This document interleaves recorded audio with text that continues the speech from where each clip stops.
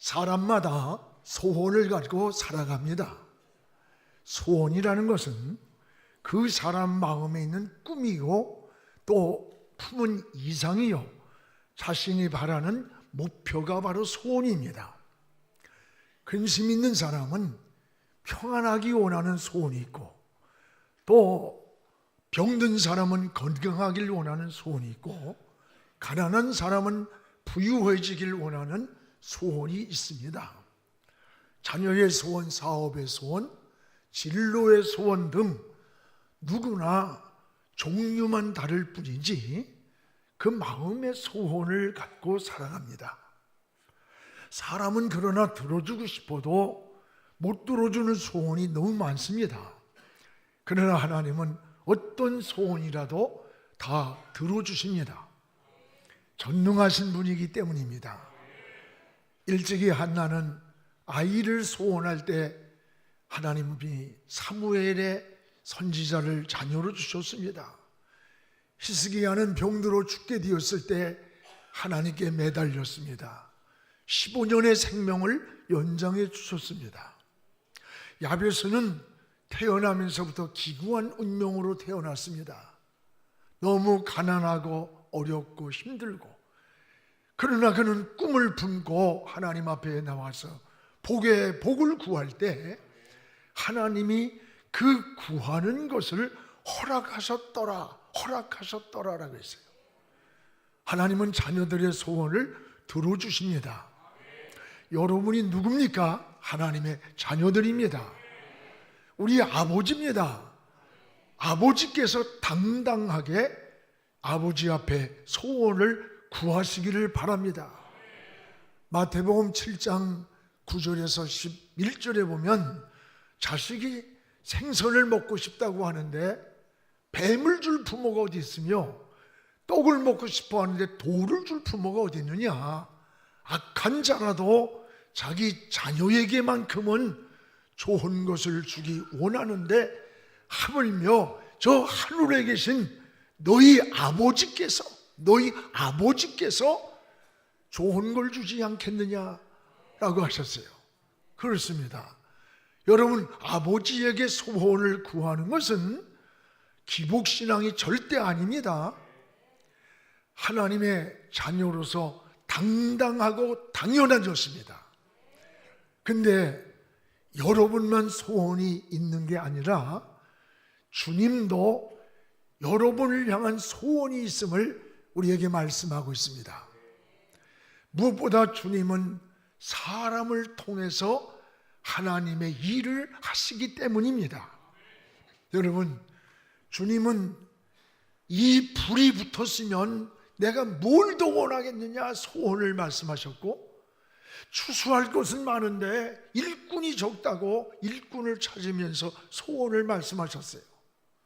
모두가 주님이 우리를 향한 소원입니다. 주님의 소원은 뭘까요? 오직 영혼 구원이었습니다. 이 땅에 오신 것도 영혼을 구원하기 위해 오셨고, 병든 자, 가난한 자, 우는 자의 눈물을 씻어주시고, 또 문제를 해결해 주신 목적이 뭐예요? 여러분, 영혼 구원의 본질적 목적이 있는 거예요. 십자가의 죽음도 목적이 뭐예요? 인류의 영혼을 구원하려고 십자가를 지신 거예요. 오늘 말씀도 부활하셔서 마지막 분부하신 말씀입니다. 제자들에게 주님의 소원과 마지막 지상 명령이 무엇인가를 우리에게 잘 알려주고 계시는 겁니다. 여러분, 그 내용이 뭐냐? 너희는 가라. 어디로? 모든 족속으로 제자를 삼으러 가라. 아버지와 아들과 성령의 이름으로 그들에게 세례를 베풀라. 그리고 모든 것을 가르쳐 지키게 하라. 그리하면 내가 세상 끝날까지 너희와 항상 함께 있으리라 라고 약속을 하셨습니다. 여러분, 이 말씀은 주님의 마지막 소원이요, 우리를 향한 분부라고 말씀합니다. 한마디로 함축하면 영혼 구원이에요. 주님의 사역의 출발이 영혼 구원이었습니다. 마지막 소원도 영혼 구원이세요. 그러므로 구원받은 성도의 사명이 뭘까요? 바로 영혼 구원입니다. 수많은 선교사들이 여러분 풍토병에 걸리고 또 언어와 인종도 다른 이들을 위해서 생명을 아끼지 않고 초계처럼 버리는 것은 한 가지, 영혼을 보았기 때문에, 영혼을 구원하기 위해서요. 여러분 잘 아는 저 서울에 양화진에 가면 외국인 묘수가 있잖아요. 거기 가면 25살에 생을 마감한 여자 선교사 루비 캔드릭의 비속이 있는 걸 보게 됩니다. 캔드릭의 묘비에 이런 글이 기록되어 있습니다. 여러분 가보세요. 내게 1000개의 생명이 있다면 모두 조선을 위해 다 바치겠다. 캔드릭은 1907년 조선 땅에 왔습니다. 그러나 급성맹장염으로 쓰러져서 젊은 25세 나이에 하나님의 부름을 받게 되었어요. 그는 죽어가는 순간에도 앞으로 하나님 10명, 20명, 50명씩 이 조선 선교를 위해서 젊은이들을 보내달라는 유언을 남겼습니다. 그녀의 유언은 20명의 청년들이 선교사로 헌신하고 이 조선 땅에 오게 되는 동기가 되었습니다. 다음은 그녀가 그의 부모에게 마지막으로 보낸 편지 내용 가운데 일부입니다. 아버지 어머니 보고 싶고 사랑합니다. 이곳 조선 땅은 참 아름다운 곳입니다. 모두들 하나님을 닮은 사람들 같습니다. 어쩌면 이 편지가 마지막일 수도 있습니다. 저는 이 땅에 저의 심장을 묻겠습니다. 이것은 조선에 대한 제 열정이 아니라 하나님께서 조선을 향한 열정이라는 것을 깨달았고 알게 되었습니다. 라고 하는 유언의 편지예요. 이런 유언을 남기고 25살의 젊은 나이에 조선 땅에 묻혀 있습니다. 여러분 복음이 뭐길래 이 복음을 위해서 자기의 생명까지 아낌없이 바칠 수가 있었단 말인가. 오늘날 이 땅에 천만 그리스도인이 된 것은 우연이 된 게 아닙니다. 이런 순교의 피가 우리 민족 속에서 뿌려져 있기 때문에 이 생명의 열매를 지금 맺은 거예요. 그 당시 우리 민족은 어땠어요? 전염병이 창궐했고 미개했고 말할 수 없는 가난과 이런 속에 있었던 이 땅에 복음을 전해준 거예요. 생명의 씨를 전해준 거예요. 우리도 주님의 명령을 따라 여러분 한 영혼의 구원, 한 생명의 구원을 관심을 가져야 돼요. 우리는 이제 11월, 12월을 놓고 우리가 더도 말고 한 사람씩 내 가정 안에서 아직 주님을 알지 못하는 영혼들, 내 학교에서 동료들, 직장에서 친구들, 이들에게 한 영혼에게 생명을 전하기로 했습니다. 부활의 주님의 마지막 소원이 뭐예요? 영혼 구원이에요. 부활의 주님의 마지막 소원을 바로 여러분을 통해서 이 땅에서 이루기를 원하시는 겁니다. 무엇보다 주님은 모든 사역을 제자들에게 위임을 했습니다. 직접 일하지 않고 제자들에게 위임을 했어요. 우리 16절 오늘 본문 말씀을 함께 읽겠습니다. 11 제자가 갈릴리에 가서 예수께서 지시하신 산에 이르러, 여기 보니까 11 제자가 갈릴리에 갔다. 그곳에서 부활의 주님을 만나게 됩니다. 11 제자라고 했습니다. 12 제자를 뽑았는데 왜 11 제자일까? 그 한 제자, 빠진 한 제자는 누굽니까? 바로 가룟 유다였습니다. 사도행전 1장 17절에서 18절에 보면 유다는 제자로서 있어야 할 자리에 없었습니다. 쓰임받을 자리에 없었습니다. 제자로서 받을 축복과 영광의 자리를 빼앗겼습니다. 왜 유다가 이 자리에 없었을까? 마가복음 14장 1절에 11절에 보면 돈을 받고 예수님을 팔아먹었어요. 돈에 눈이 어두웠어요. 유다는 결국 마귀에게 속았습니다. 여러분, 독 중에 가장 무서운 독이 살무사보다 더 무서운 게 돈독이래요. 돈독이 흐르면 배는 게 없는 거예요. 전에 여러분 잘 아는 기사가 있었어요. 어머니와 형을 죽인 그 범인을 잡고 보니까 바로 작은 아들이었습니다. 어머니가 가지고 있는 유산을 자기가 다 가로채려고 형을 죽이고 어머니를 죽였어요. 결국 한 푼도 재산을 가지지 못하고 국고로 환수되었고, 남은 것은 존속 살해범으로 지금도 교도소에서 세월을 보내고 있는 사람이 있어요. 지금 여러분, 무서운 범죄 중에 가족 안에서 일어나는 존속 살해 범죄가 57.4%라고 그래요. 부모가 재산을 많이 가지고 있는 것도 굉장히 위험한 시대가 됐습니다. 여러분, 자녀들에게도 많은 유산을 물려주는 것 중요해요. 그러나 녹슬지 않고 시들지 않는 믿음을 물려주기를 자꾸 기도해 줘야 돼요. 자녀가 어려우면 돈이 필요하다고 말하지 않고 오히려 나 위해 기도해 주세요. 내가 이런 일을 하는데 어려움을 만났어요. 이런 일을 시작하는데 그 기도를 해줄 수 있는 이런 믿음의 유산을 뿌리에 내려줘야 되는 거예요. 이게 지혜요 믿음입니다. 여러분, 부모들 일찍 재산 물려주지 마세요.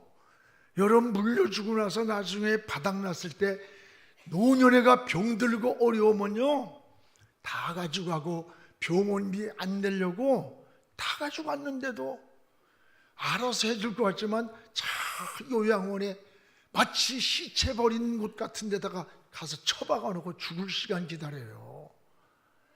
이게 현실이에요, 현실. 정신들 똑바로 차려요. 정신들 왜 줘? 새끼들한테. 지 새끼들은 지들이 알아서 하는 거지. 나는 지금도요 우리 애들한테 용돈을 받아요. 용돈. 뭐 어렵든 말든 시작하자마자 결혼하는 날부터 용돈 얼마 할래? 시작할래? 100불씩 받아. 100불씩 하나? 철저하게 받아요. 내가 필요해서 더 줄지라도 부모를 섬기는 마음이 필요한 거예요. 저도 실천합니다. 전 개척할 때부터 지금까지 40몇 년 동안을 우리 어머니가 돌아가시기 전까지 드렸어요. 우리 집만 드리면 집사람이 가만히 있겠어? 처갓집에도 똑같이 드렸어. 돌아가실 때까지. 여러분, 독 중에 가장 무서운 독이 돈독이라는 거 맞아요. 장례식 같은 걸 저는 목사가 되다 보니까 많이 봐요. 그 부모를 놔두고 막 싸우고 있는 거야. 그 부조금 때문에 싸우고 부모가 남긴 유산 가지고 그냥 싸우고 난리가 나. 이게 현실입니다. 현실. 부모도 지혜로워야 돼. 여러분이 쓸 거 다 쓰도록 해놓고 다 공증해놓고 죽으면 뜯어봐라네. 그리고 줄 거 주면 되는 거예요. 그래요, 안 그래요? 이거요 절대 기대하지 마세요. 절대 기대하지 마세요. 뭐로 기대를 해? 여러분, 항상 기대하는데 상처를 받는 거예요. 배신감을 느끼고 그 아픔을 안는 거야. 당시에 돈꾀를 맡을 정도로 신임받던 유다, 돈이 눈을 가리워버렸고 선악을 분별을 잃고 제자의 자리도 빼앗겨 버렸어요. 여러분, 사명을 상실한 유다의 말로를 사도행전 1장 18절에 표현조차 하기 어려운 끔찍한 유다의 말로를 리얼하게 소개하고 있잖아요.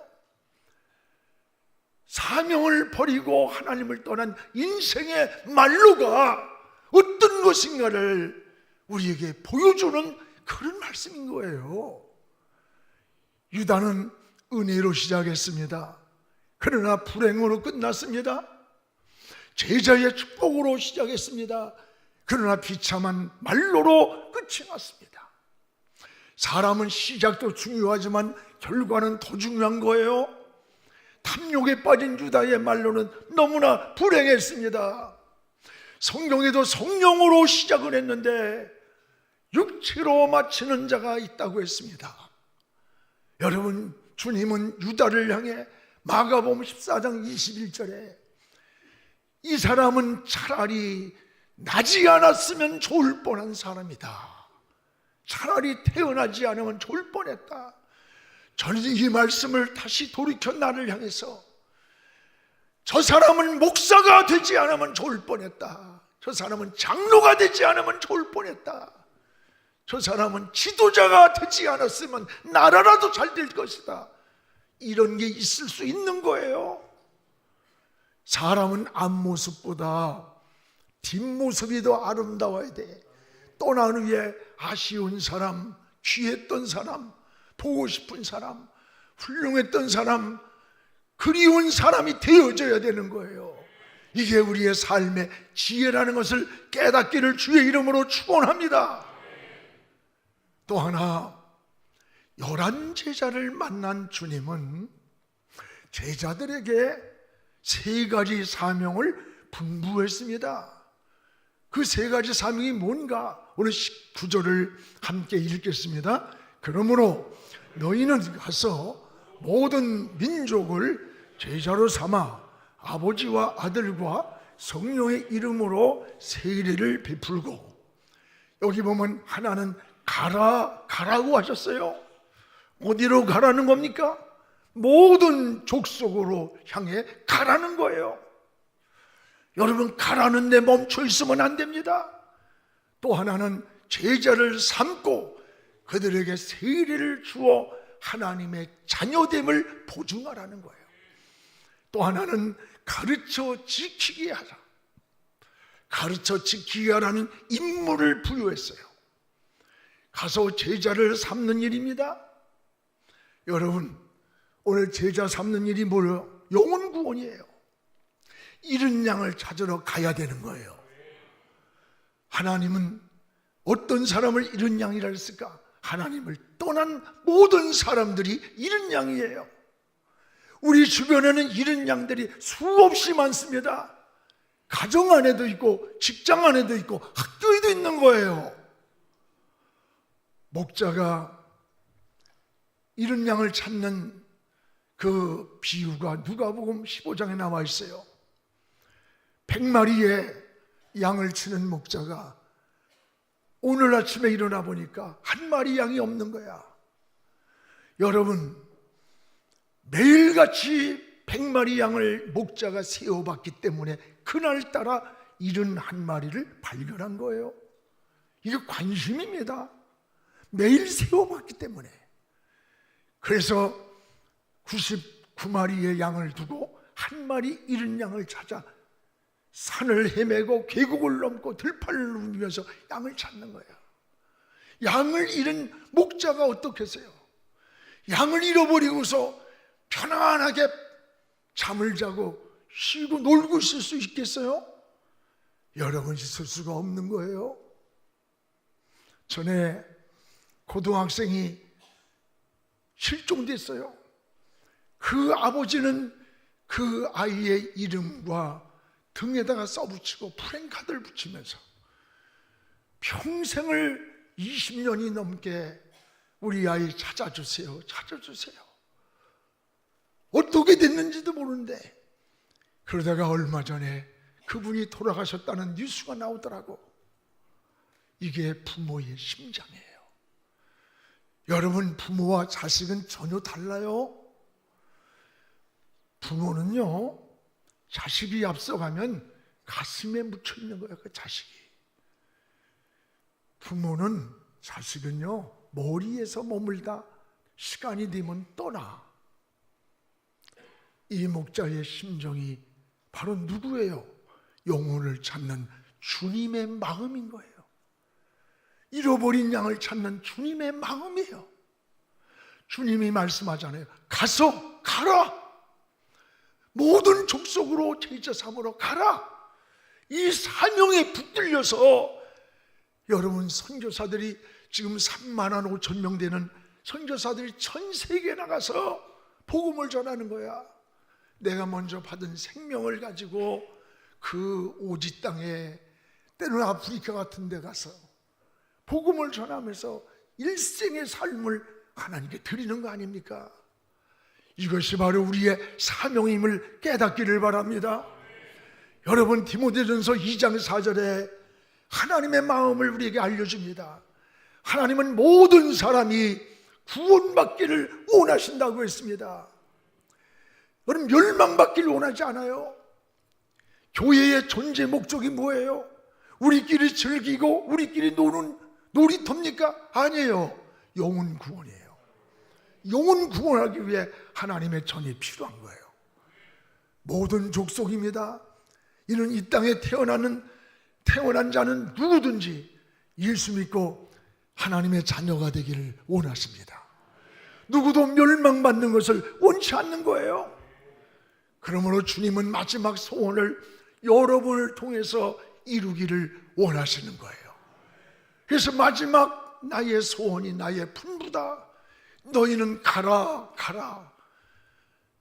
잃어버린 양떼를 향해 가라. 그들을 제자 삼아라.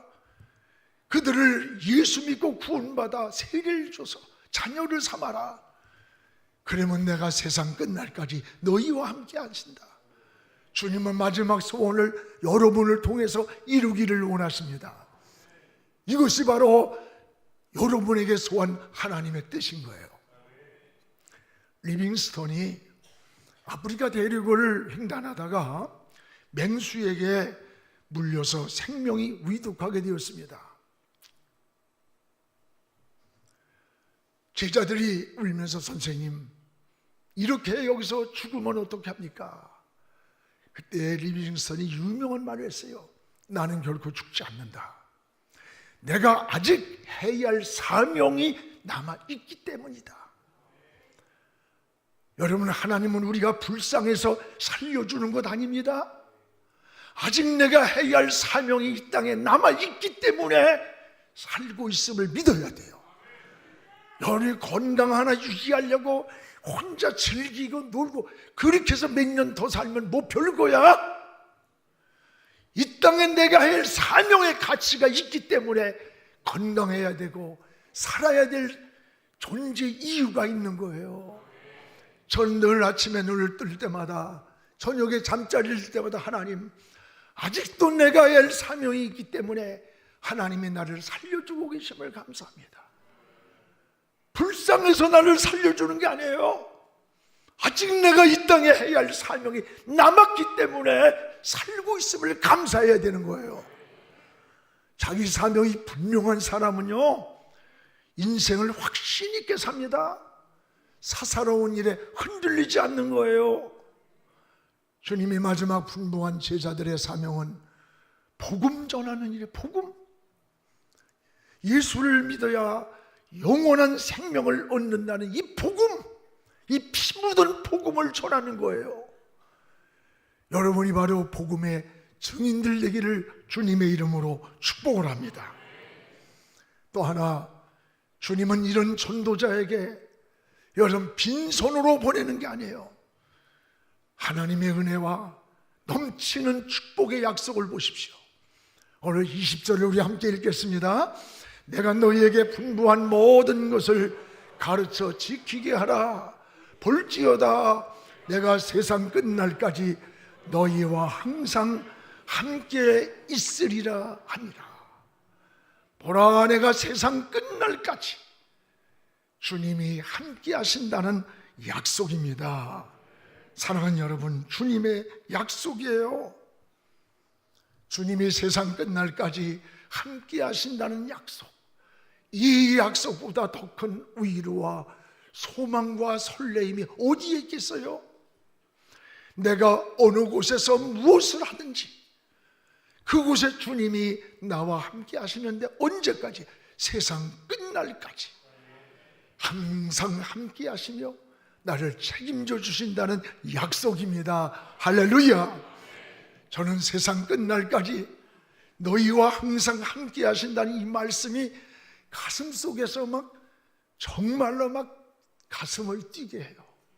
너무 기쁘고 감사하고, 여러분, 이보다 더 큰 소망, 이보다 더 감격이, 이거보다 더 든든한 하나님의 보호가 어디 있겠어요? 우리 주님은 사명을 따라 사는 여러분과 세상 끝날까지 함께 하심을 믿으시기를 주의 이름으로 축복을 합니다. 사랑하는 성도 여러분, 여러분이 잘 만나는 사람들에게 담대하게 예수는 희망이고 예수는 생명이야, 예수 믿어야 돼, 담대하게 복음을 전하시기 바랍니다. 구원받을 영혼이 반드시 여러분 주변에 있습니다. 하나님은 그 영혼을 만나게 여러분에게 붙여주시는 거예요. 성령이 빌립을 공수해서 에디오피아 내시를 만나게 한 사건이 나와요. 여러분, 루디아의 마음을 주께서 열어서, 주님이 열어서 빌립보 교회를 세우게 하셨어요. 고넬료에게 베드로를 만나도록 환상 가운데 성령이 인도해 줬어요. 누가 인도했어요? 성령이. 이런 사건의 만남이 우연입니까? 아니에요. 성령이 인도하는 길이고 주님이 인도하는 길이었어요. 주님의 마지막 소원이 영혼 구원이에요. 생명을 살리는 일이기 때문입니다. 여러분이 전해준 한마디가 구원선이 될 수가 있는 거예요. 주님은 여러분을 통해서 주님의 마지막 소원을 이 시대에 이루어가기를 원하십니다. 하나님은 사람을 통해 일하십니다. 여러분이 바로 하나님 앞에 쓰임받는 그런 사람이 되시기를 축복합니다. 5분간 대화할 수 있는 시간이 있다면 예수님을 전하십시오. 여러분, 전하는 것은 우리의 사명입니다. 그 영혼을 구원하는 것은 주님이 하실 일이에요. 우리가 안 믿는다 평가하지 마세요. 그건 주님만 하시는 거예요. 전하는 것은 우리의 사명이고 그 영혼을 구원케 하시는 것은 우리 주님이 하실 일이에요. 볼지어다 내가 세상 끝날까지 너희와 항상 함께 있으리라. 할렐루야. 기도하겠습니다. 살아계신 우리 아버지 하나님, 고맙습니다. 예수님의 생명을 누군가 전해주어서 예수 믿고 구원받아 천만 그리스도인이 한국 땅에 이루어졌습니다. 오늘 우리도 예수의 생명을 전하는 자가 되게 하시고, 우리 가족 안에도, 우리의 친구 안에도, 직장 안에도, 학교에도 수없이 많은 영혼들이 있습니다.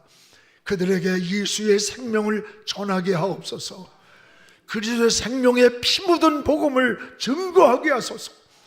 전하는 일은 우리의 사명이지만 그를 구원케 하시는 일은 주께 있사오니 주의 손에 맡기게 하시옵소서. 그래서 이 해가 가기 전에 만물이 좋은 열매를 맺듯이 우리도 주님 앞에 영혼의 생명의 열매를 맺어 하나님 앞에 드리는 귀한 삶이 되게 은혜를 내려 주시옵소서. 예수님 이름으로 기도하옵나이다. 아멘.